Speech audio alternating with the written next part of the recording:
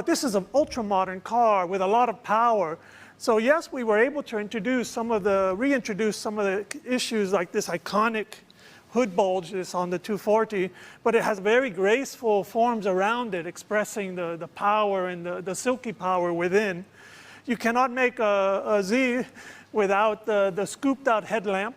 And actually, we thought about how to make the headlamp feel like tomorrow, but also invoke some memories. And what we took inspiration from the special version that came out a couple of years later, where they put a clear lens on the 240. And that actually, in the sunlight, the reflections that around the car broke the pure circle of the headlamp into two. And we thought, this is it. This is how we're going to do it. So we did ultra-modern technology, but at the same time feeling like the 240. And to be inspired by the memories, the parting line, the hood, the cheekbones, all must create the grille. The grille is not an artificial element. It's the result of things that around it. So at a glance, we wanted this long bonnet and this Z type of low slung cabin silhouette. And one of the key points on that is that as you get up close to the car, the volumes, the hood bulge and the fender must be higher than the trailing edge of the roof line, which you see here.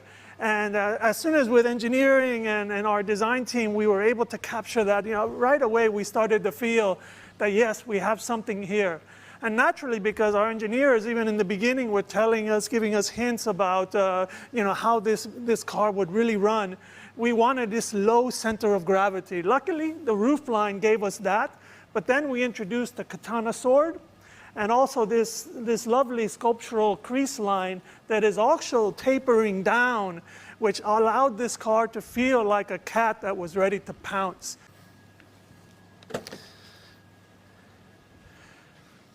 Zs have been about performance. Yes, they're beautiful, but they're wonderful things to drive.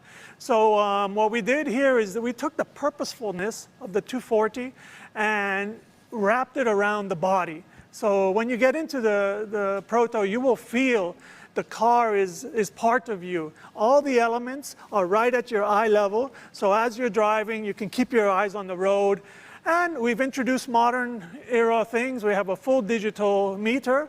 And of course, we have our information in the center.